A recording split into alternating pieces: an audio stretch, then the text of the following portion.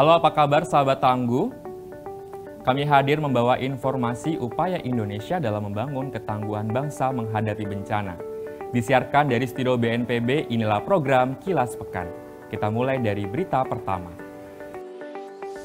Badan Nasional Penanggulangan Bencana bersama dengan pemerintah Kota Padang menggelar diskusi bertajuk Infrastruktur Abrasi Pesisir Pantai Padang berbasis mitigasi bencana di pelataran Masjid Al-Hakim, Kota Padang, Selasa 6 Februari 2023.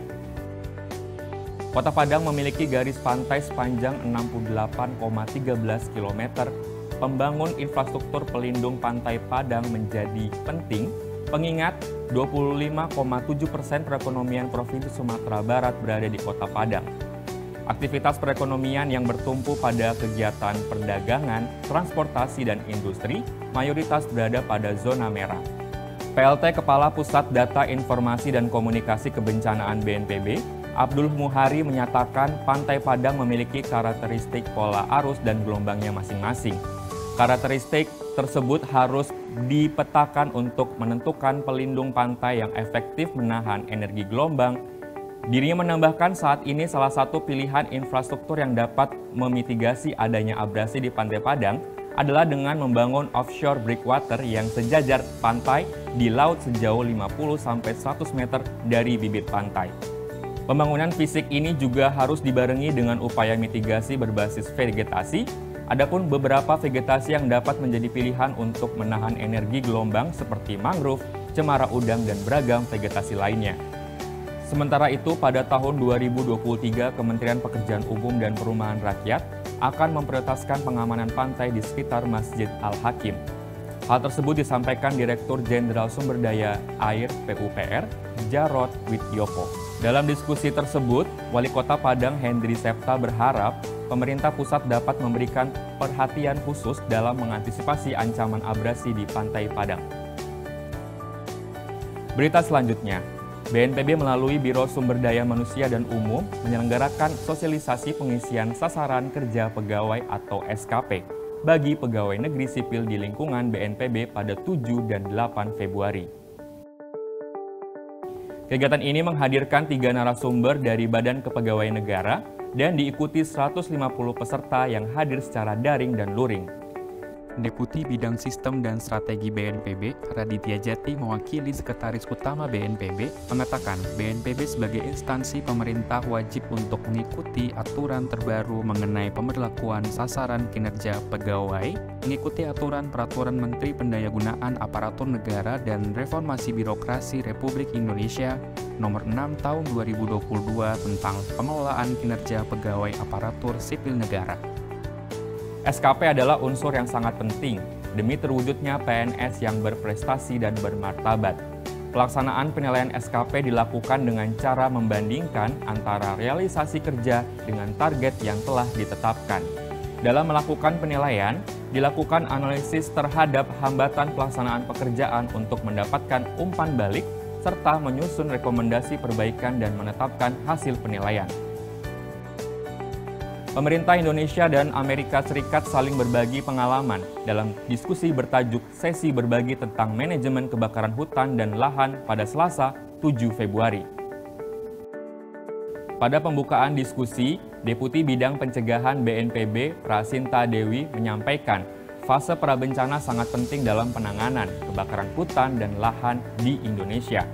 Berbagai langkah pada fase ini telah diinisiasi oleh BNPB bersama dengan kementerian lembaga terkait. Direktur Jenderal Pengendalian Perubahan Iklim KLHK Laksmi Dewanti membagi pengalamannya, yakni pihaknya telah mengedepankan paradigma baru di antaranya upaya pencegahan dan pelibatan masyarakat. Laksmi menyampaikan pihaknya telah mengidentifikasi fase dalam pengendalian karhutlah. Fase tersebut dilihat dari periode waktu, sehingga kesiapsiagaan dan pencegahan dapat dilakukan sedini mungkin. Sedangkan pada solusi permanen pengendalian karhutlah, KLHK menerapkan pada langkah analisis iklim dan langkah pengendalian dan pengelolaan landscape. Langkah tersebut ditindaklanjuti dengan aksi di lapangan seperti modifikasi cuaca, aktivasi pos komando, penegakan hukum, hingga pengendalian pengelolaan gambut.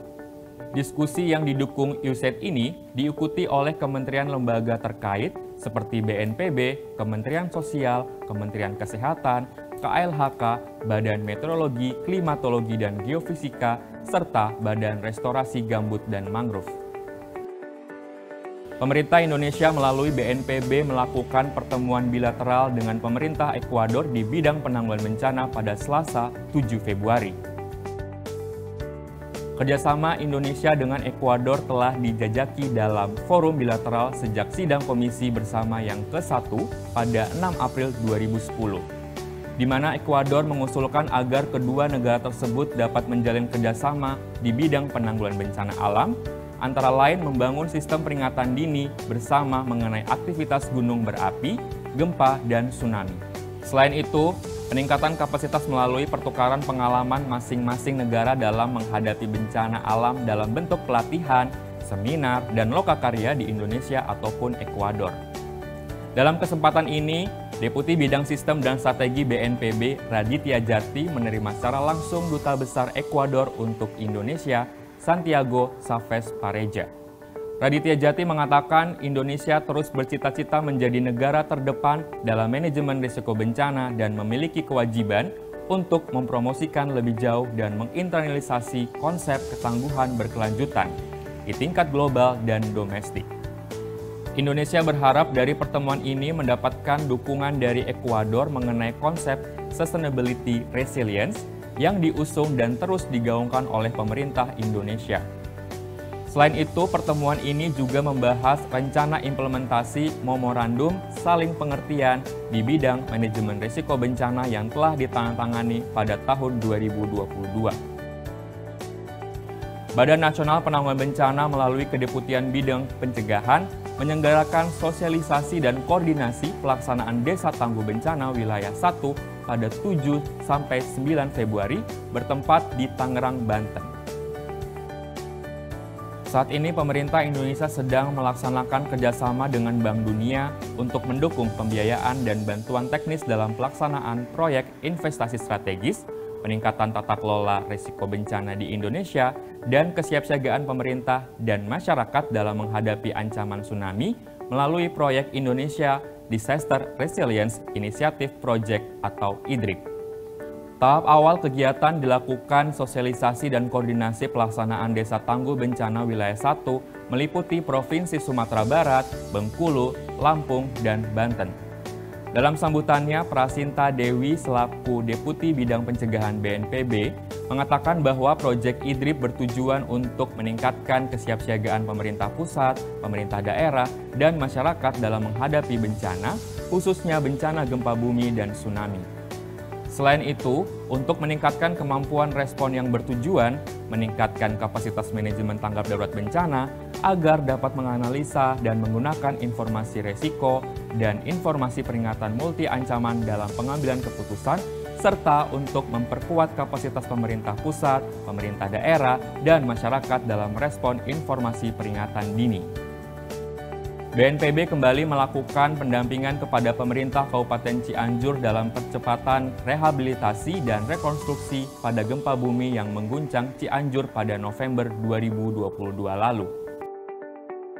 Kepala BNPB Letjen TNI Suharyanto pada Jumat 10 Februari kembali memimpin rapat percepatan rehab rekon bersama Bupati Cianjur, Herman Suherman beserta jajaran Forkopimda. Dalam rapat tersebut, Kepala BNPB kembali menekankan agar pendataan lanjutan dapat dimutakhirkan, sehingga para penyintas gempa bumi segera mendapat kepastian terkait relokasi maupun hunian bagi mereka. Pada kesempatan tersebut dibuka diskusi antara perwakilan penyintas, dalam hal ini kepala desa atau perangkat desa lainnya untuk bersama-sama mencari solusi terbaik. Sahabat Tangguh, demikian giat pelayanan publik BNPB minggu ini yang kami rangkum dalam program Kilas Pekan. Mewakili seluruh tim yang bertugas dari studio BNPB, saya Arsyad Iriansyah pamit undur diri. Sampai jumpa di Kilas Pekan selanjutnya. Salam Tangguh.